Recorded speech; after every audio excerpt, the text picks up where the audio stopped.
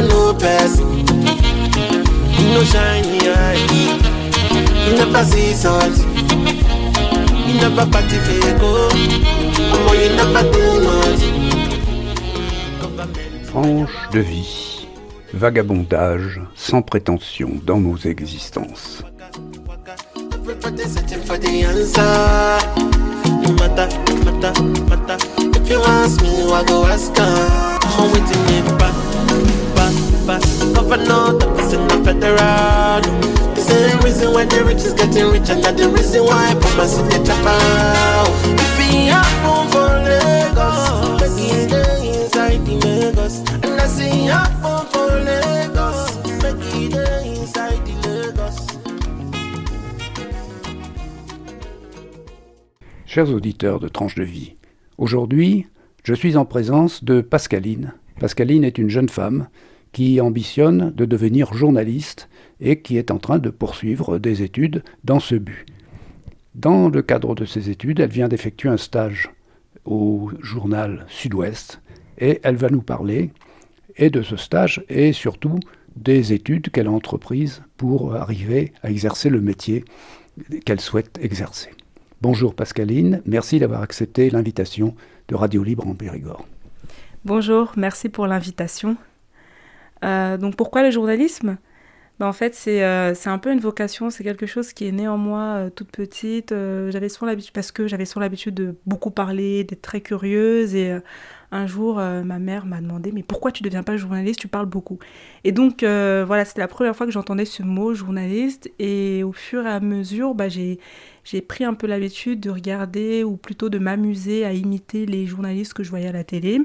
Et voilà, c'est quelque chose qui s'est construit comme ça. Puis, à l'université, j'étais attirée par des études en histoire. Et ce qui m'intéressait surtout dans mes études en histoire, même déjà au collège, ce qui m'intéressait dans l'histoire, c'était le fait d'étudier les faits et de me rendre compte que c'est des événements qui ont vraiment eu lieu, etc. Donc, dans la démarche... le fait d'enquêter, le fait de comprendre, de savoir ce qui se passe, c'est quelque chose qui m'a toujours plu. Et c'est pour ça que je me suis dit, pourquoi pas en faire un métier et pourquoi pas m'instruire davantage sur ce métier-là.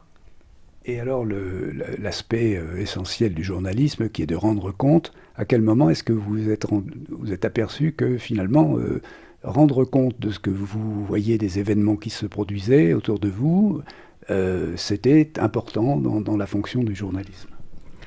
Je pense que c'est né de cette volonté de raconter ce qu'il y avait autour de moi, parce que j'ai grandi dans un milieu, on va dire, un peu défavorisé. Ma mère, j'ai été élevée par ma mère, avec mes 6 frères et sœurs, donc dans un HLM. C'est un milieu qu'on n'a pas forcément l'habitude de côtoyer, et donc qu'on n'a pas forcément aussi l'habitude de voir dans les médias. Et donc, j'avais cette envie de raconter, par exemple, le métier de ma maman, qui est aide-soignante.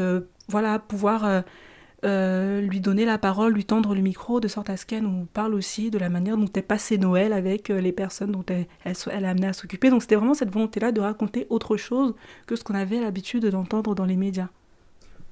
Vous avez parlé de vos études secondaires. À quel moment, si vous vous en souvenez, dans le cours de vos études secondaires, avez-vous eu conscience qu'il y avait différents types de médias dans lesquels le métier de journaliste s'inscrivait ? C'est-à-dire la presse écrite, la radio, la télévision.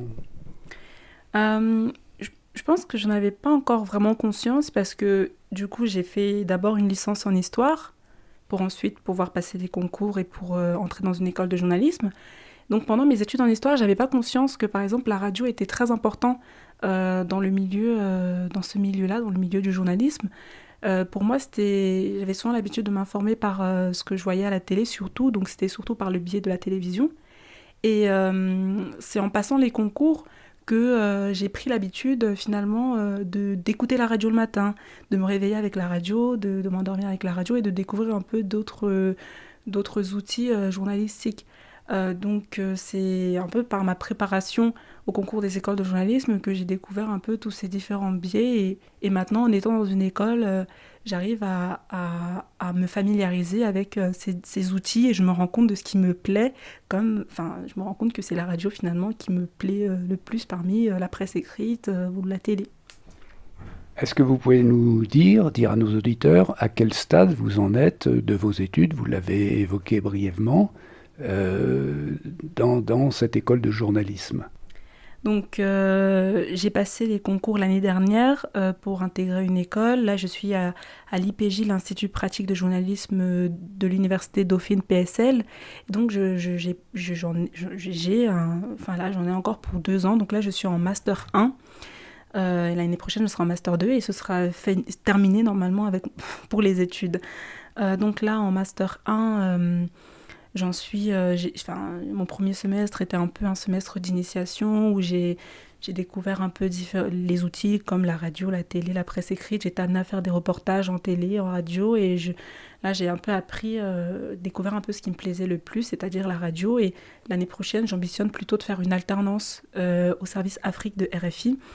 Et pour ensuite, m'insérer comme ça dans le monde du travail. Travailler dans la radio et traiter des sujets liés à l'Afrique subsaharienne. De ce que nous avez dit, apparemment vous poursuivez vos études à Paris. Est-ce que ça veut dire que votre famille réside dans la région parisienne? Et deuxièmement, pourquoi l'Afrique? Pourquoi cet intérêt pour l'Afrique? Oui, ma famille réside en région parisienne, en Île-de-France plutôt. À 1h30 en train de Paris, mais moi je suis à Paris depuis que j'ai commencé ma licence en histoire, dans une résidence universitaire. Pourquoi l'Afrique? Alors, je pense que parce qu'il y a eu cette volonté en moi de me connecter un peu avec mon pays d'origine qui est le Cameroun, d'en savoir davantage. Donc il y a déjà cette démarche un peu personnelle qui est de me renseigner sur le pays dont je suis originaire.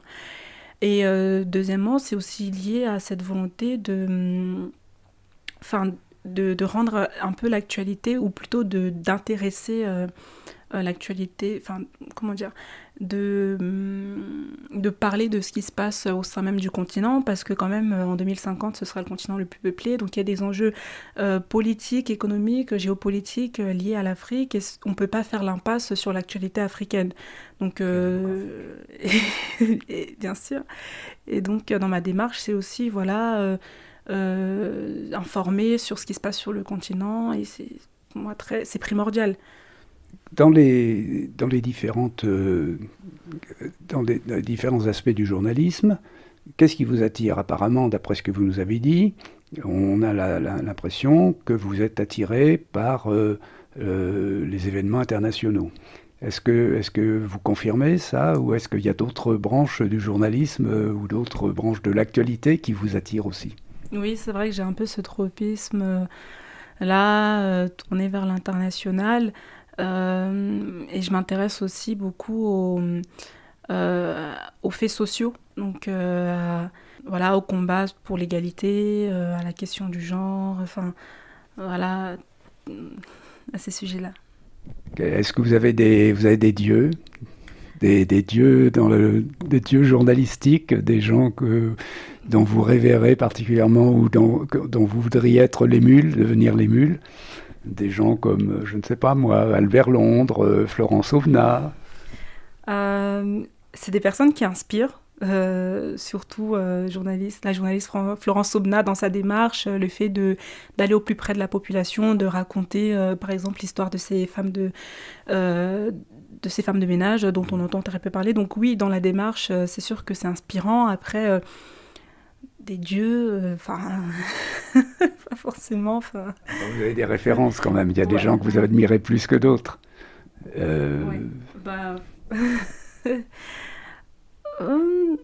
Dans la démarche Florence Aubenas, oui, je veux dire. Mais je sais pas encore, j'ai pas encore. D'accord.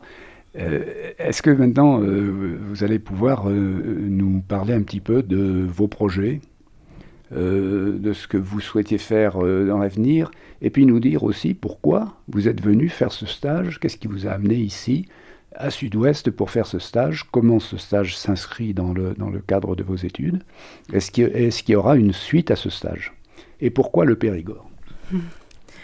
Alors, c'est un stage c'est un stage en presse quotidienne régionale à Sud-Ouest qui est demandé par l'école pour pouvoir valider notre Master 1, donc notre première année en école de journalisme. Donc, c'est la raison pour laquelle j'ai fait ce pré-stage-là cette semaine, et ensuite je serai du mois de juillet à août, donc les 2 mois d'été, à la rédaction.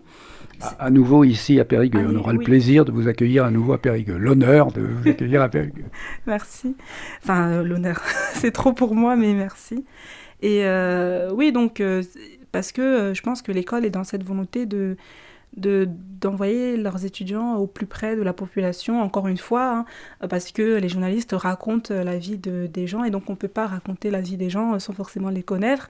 Et c'est aussi très bien pour moi, je trouve que comme j'ai ce regard plutôt tourné vers l'international, ça me permet de ne pas oublier que le journaliste, c'est quelqu'un qui est capable de pouvoir parler de tout, c'est-à-dire de ce qui se passe en bas de l'immeuble, comme de ce qui se passe en Ukraine, par exemple. Donc voilà, c'est dans la démarche, ça nous permet de créer cette proximité-là, etc., d'aller au contact des gens.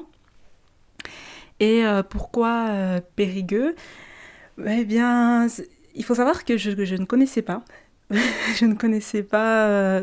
je connaissais de nom parce que j'ai un ami qui habite à Périgueux, mais je ne connaissais pas du tout la région. Périgord, je ne connaissais pas du tout. Et donc, je me suis dit que pourquoi pas, finalement, venir un peu... Ça vous a paru exotique Non, enfin... Éloigné, un pays de rêve. Oui, c'est vrai que j'avais beaucoup d'a priori. J'avais un peu peur de me sentir, je sais pas, seule peut-être, ou pas très bien accueillie. Et c'est tout le contraire de ce que j'ai pu imaginer. Là, je repars en me disant que j'ai hâte de revenir cet été parce que j'ai tellement été bien accueillie, bien reçue, et puis même la région, le fait de... Enfin, le paysage, j'ai hâte de revenir cet été. Bon, très bien. Là, vous allez faire plaisir à beaucoup de nos auditeurs. Alors maintenant, est-ce que vous pouvez nous dire un petit peu quels sont vos projets quand vous aurez terminé vos études? Qu'est-ce qui va se passer? Vous allez partir à la recherche d'un emploi. Et quelles sont les perspectives qui s'ouvrent à vous? Alors, depuis que je m'intéresse au journalisme, mon objectif, c'est de parler de l'Afrique subsaharienne, des États de l'Afrique de l'Ouest surtout, parce que l'Afrique, c'est grand. Donc là, j'ambitionne l'année prochaine de faire une alternance, pourquoi pas, au service Afrique de RFI. Et ensuite, pourquoi pas être embauchée, j'en sais rien, mais en tout cas, continuer à cultiver cet intérêt-là pour le continent, et ensuite me retrouver dans un média qui traiterait de l'actualité de l'Afrique subsaharienne. Donc mon rêve, ce serait RFI, bien sûr. Et... Surtout des aspects économiques ou politiques ou de l'ensemble de la société. De la société. Oui, plutôt parler... L'évolution des sociétés africaines, oui, qui est très, très rapide aujourd'hui, comme vous l'avez évoqué, puisqu'on sait que l'Afrique est le continent qui, à la fois sur le plan démographique et sur le plan économique, est en train d'exploser. Oui, et ce serait intéressant d'étudier ces populations-là et d'aller à leur rencontre et tendre le micro aussi à ces populations. Vous avez une ou des régions de prédilection déjà en Afrique? Vous avez déjà voyagé en Afrique? Ou bien, sinon, est-ce qu'il y a déjà des régions qui vous attirent et où vous aimeriez travailler? Plutôt l'Afrique de l'Ouest et l'Afrique centrale, parce que, encore une fois, pour me rapprocher aussi un peu du Cameroun. Et je m'intéresse aussi beaucoup aux États de l'Afrique de l'Ouest, donc Sénégal, Côte d'Ivoire. Est-ce que j'ai déjà été en Afrique du Nord, en Égypte, et j'aimerais pouvoir continuer, pouvoir voyager au sein du continent et pourquoi pas me rendre en Afrique de l'Est. Ça, c'est aussi l'un de mes rêves, étudier la région de l'Afrique de l'Est. On a bien compris que vous vouliez aller partout. Oui. Partie anglophone aussi. Alors, justement, dans le cadre de vos études, d'abord, l'Afrique a maintenant des grandes langues de communication qui sont les langues héritées de la colonisation, mais il y a aussi toutes les langues vernaculaires qui sont... Est-ce que vous êtes prête, par votre préparation, à aller travailler aussi bien en Afrique anglophone qu'en Afrique francophone? Et quel est votre sentiment sur la manière dont l'utilisation de ces langues va évoluer en Afrique? Est-ce que vous pensez que c'est le français va se maintenir, ou est-ce que vous pensez que ça va être submergé par l'anglais? Alors, sur la manière sur ma manière d'appréhender le continent, sur les niveaux linguistiques, je ne sais pas si l'anglais va dominer le français ou... Enfin, ce qui est sûr, c'est que je peux observer du point de vue de la diaspora africaine qu'il y a cette volonté un peu d'éveiller les consciences, prendre conscience des langues locales, des langues de certains peuples, etc. Donc, il y a la démarche de certains écrivains, par exemple, d'essayer de ne plus écrire en anglais et d'essentiellement écrire dans la langue de leur peuple. Et aussi, ce qui est intéressant, c'est que RFI, par exemple, a ouvert plusieurs stations de radio qui est diffusée en langue locale, par exemple. Comme par exemple Swahili, Bantou... Pas vraiment le Swahili, mais plutôt... Lingala plutôt, il me semble, le Wolof, si je ne dis pas de bêtises, mais... pour le Sénégal. Oui, pour le Sénégal.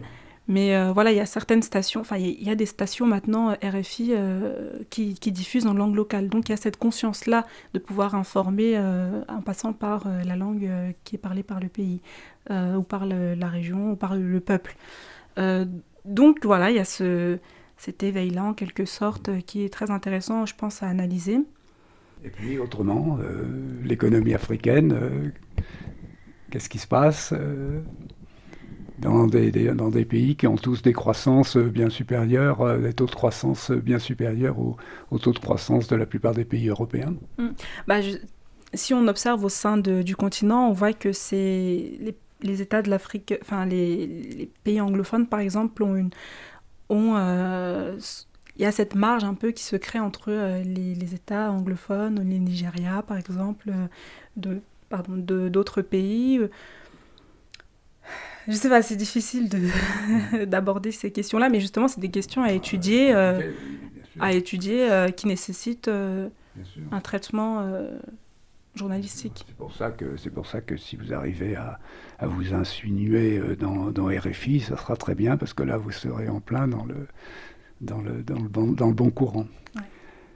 Merci beaucoup de tout ce que vous avez apporté à nos auditeurs.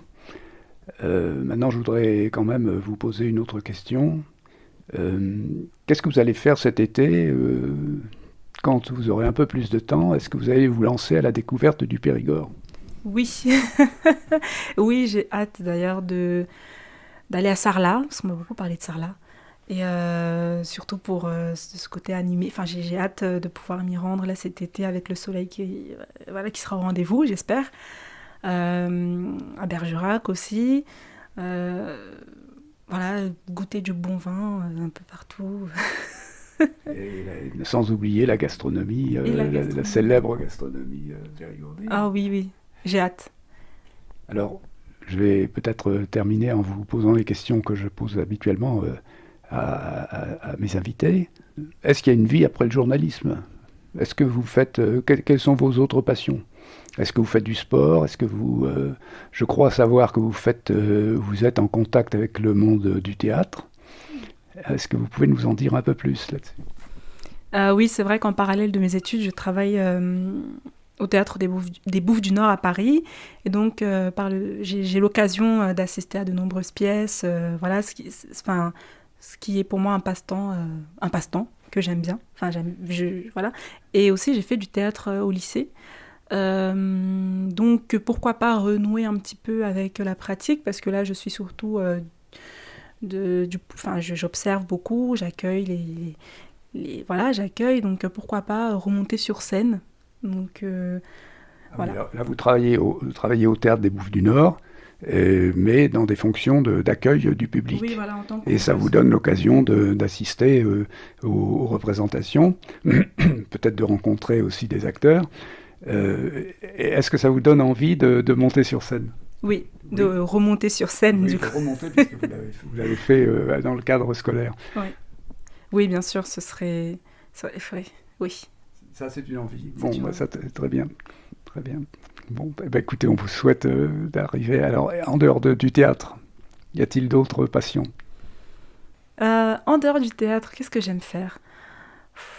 J'aime bien chanter, mais ça, c'est plutôt un peu une passion. Enfin, c'est un peu secret, quoi. Voilà, faut le dire à personne. Ça reste à l'état de potentialité, mais qui n'ont pas encore été exploitées. Voilà, vous avez encore là, vous m'avez dit tout à l'heure en confidence que vous alliez voter pour la première fois cette année aux élections présidentielles. Donc vous êtes encore toute jeune et vous avez encore toute la vie devant vous pour réaliser ces aspirations là qui sont à l'état latent. Oui, j'ai 21 ans et bientôt 22 là en avril, donc voilà, ça me laisse le temps de voyager un peu plus et de découvrir plein de choses, plein d'activités, voilà, être ouverte surtout. Alors on va devenir plus grave pour conclure. Est-ce que vous êtes pessimiste ? Est-ce que vous êtes impressionné défavorablement et un peu désespéré, ou bien par l'état du monde, qu'il s'agisse de l'urgence écologique ou bien de ce qui est en train de se passer à l'est de l'Europe, ou bien au contraire, est-ce que vous pensez que le monde va s'en sortir et puis qu'il y aura un sursaut encore de l'espèce humaine pour qu'on continue à aller plus loin ? C'est vrai que le changement climatique, le réchauffement climatique, et encore là, la crise du Covid, et là récemment la crise en Ukraine, la guerre en Ukraine, c'est un peu démoralisant, ça laisse pas forcément place à de nombreuses perspectives. Mais voilà, il y a cette expression qui dit que quand il y a foi, quand il y a de l'espoir, il y a de la vie. Donc il y a certains sujets sur lesquels ça bouge. Je pense par exemple au sujet de société, sur l'égalité homme-femme, sur le genre, voilà, il y a plein de sujets comme ça qui prennent de l'ampleur et qui sont au cœur de l'actualité, donc ce qui n'était pas forcément le cas avant. Donc voilà, ça permet un peu de balancer, de contrebalancer un peu ce côté démoralisant. Donc j'espère que ça va aller. J'espère que ça va aller. Grâce à la jeunesse ? Grâce à la jeunesse, grâce à le fait grâce à l'éveil aussi, de cette jeunesse-là, sur ces questions-là, sur ces questions climatiques, sur ces questions sociales, politiques. Voilà. On a une jeunesse quand même qui s'intéresse. Vous pensez que la jeunesse peut être le ferment d'une meilleure entente entre les peuples et puis aussi d'une action décisive pour éviter la catastrophe écologique qu'on nous promet ? Oui, je pense que, parce que finalement c'est l'avenir. Je veux dire, si on pense à l'état de la planète, c'est les jeunes après, c'est le futur qui... Voilà, donc oui, je pense que la jeunesse en est consciente, elle s'informe par d'autres moyens, par les réseaux sociaux, elle s'informe quand même sur ces questions-là, et ça laisse place à l'espoir. Merci Pascaline. Merci. Et on va rester sur ce beau message d'espoir en vous souhaitant bonne chance, bonne continuation dans vos études et bon achèvement surtout, et la réalisation de tous vos rêves journalistiques. Merci pour l'invitation.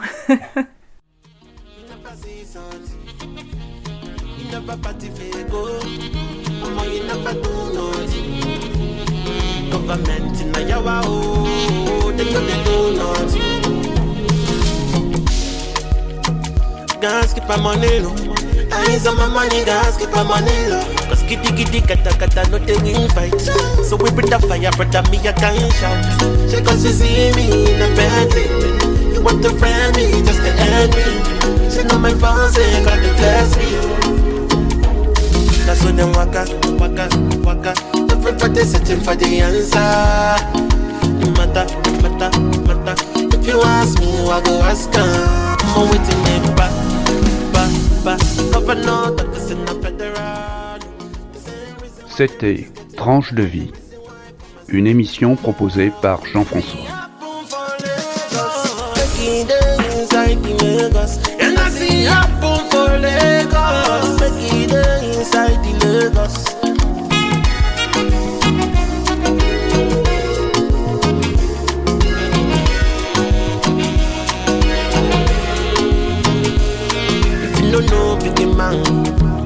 You never know person.